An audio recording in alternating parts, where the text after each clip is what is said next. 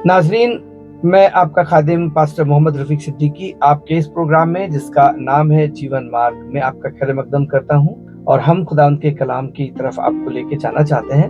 जब आप पैदाइश की किताब को पढ़ेंगे तो वहाँ पर लिखा है कि खुदा ने इब्तिदा में जमीन और आसमान को पैदा किया। जमीन वीरान और सुनसान थी और गहराव के ऊपर अंधेरा था और गहराव के ऊपर खुदा की रूह जुम्बिश कर। जब आप पढ़ेंगे तो आपको मालूम चलेगा कि खुदा ने इब्तिदा में जमीन और आसमान को बनाया और फिर एक अजीब सी बात लिखा है, जमीन सुनसान और वीरान थी। खुदा ने कभी भी ऐसी चीज नहीं बनाई जो सुनसान हो, वीरान हो, उसका कोई शेप ना हो, वो बदहाल हो।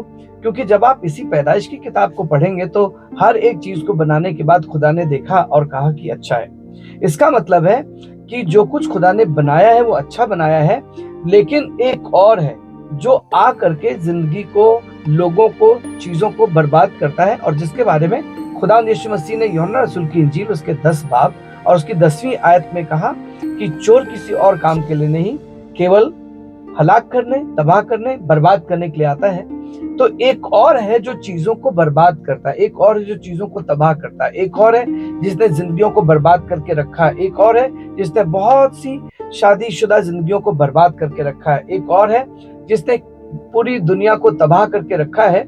और यहाँ पर लिखा है कि खुदा ने इब्तिदा में जमीन और आसमान को पैदा किया। जमीन वीरान और सुनसान थी और गहराव के ऊपर अंधेरा था, लेकिन खुदा का रूह वहां पर जुम्बिश करता। और अंधेरा है, सुनसान है, वीरान है, अंधेरा है। क्या आपकी जिंदगी में सुनसानपन है? क्या आपकी जिंदगी में वीरानी है? क्या आपकी जिंदगी में गहराव है, अंधेरा है, मुश्किलें हैं, तबाही है, दर्द है, तमाम तरीके की तकलीफें हैं? और अगर ऐसा है तो इसमें एक खुशी की खबर छिपी हुई है। खुशी की खबर क्या है? कि खुदा का रूह वहां पर जुम्बिश करता था। जहाँ कहीं आप हैं, आप खुदा की निगाह में हैं, आप खुदा की नजर में हैं और खुदा आपसे प्यार करता है और खुदा ने आपके हालात में आपको तन्हा या यतीम नहीं छोड़ा है कि आप उसी में तबाह होकर के आपकी जिंदगी खत्म हो जाए, फना हो जाए। लेकिन खुदा का रूह वहां पर मंडरा रहा है ताकि आपकी मदद कर सके, आपको उस मुश्किल हालात से, आपको उस मंजर से बाहर ला करके ला सके। खुदा के कलाम में इस तरीके से लिखा है, जब आप मत्ती रसूल की इंजील उसके 14 बाब की 26वीं आयत से पढ़ेंगे तो यहाँ पर शागिर्दों का जिक्र है।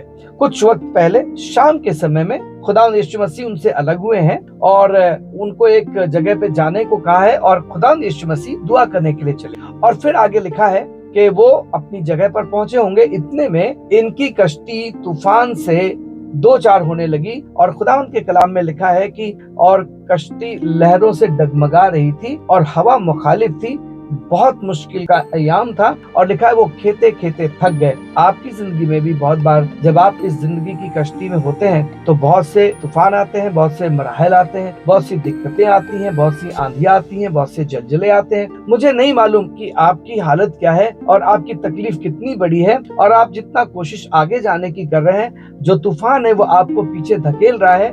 ये मंजर हर एक जिंदगी का आम है, लेकिन खुदा कैसे आपकी मदद कर सकता है ये मैं आपको बताना चाहता हूँ। और तब खुदावंद के कलाम में जब आगे पढ़ेंगे आप तो वहां पर लिखा हुआ है, और रात के चौथे पहर पानी पर चलते हुए खुदावंद यीशु मसीह आते हैं। रात के चौथे पहर आपको बताएं कि वो है जो आपकी हर वक्त मदद करना चाहता है। खुदा आपको हमेशा अपनी हुजूरी के गिरदा गिर्द रखता है, आप और हम उसकी हुजूरी से भागते हैं। और तब वहां पर इस तरीके से खुदा उनके कलाम में लिखा है कि खुदा यीशु मसीह ने उनसे बातें करी और उनसे कहा, डरो मत, मैं हूँ। और तब उन्होंने तूफान को डांटा और कहा कि खामोश हो जा, और वहां पर एक बड़ा अमन हो गया। यहाँ पर भी और खुदा ने देखा अंधेरा है, शिद्दत का अंधेरा है, और तब उसने कहना शुरू किया, रोशनी हो, और रोशनी हो गई। आप भी कहीं अंधेरे में परेशान तो नहीं है, समझ में नहीं आ रहा है क्या करें? एक शख्स है जिसका नाम खुदा यीशु मसीह है, जिसको अपनी जिंदगी में जब आप काम करने देंगे और उसको कहने देंगे कि रोशनी हो, तो रोशनी हो जाएगी और आप देखने पाएंगे कि आप बाहर आ गए। खुदा आपको बरकत दे। हम यहाँ पर आपसे रुखसती लेंगे और आपके लिए दुआ करेंगे कि खुदा आपको सलामत रखे और पनाह करे। खुदा हाफिज।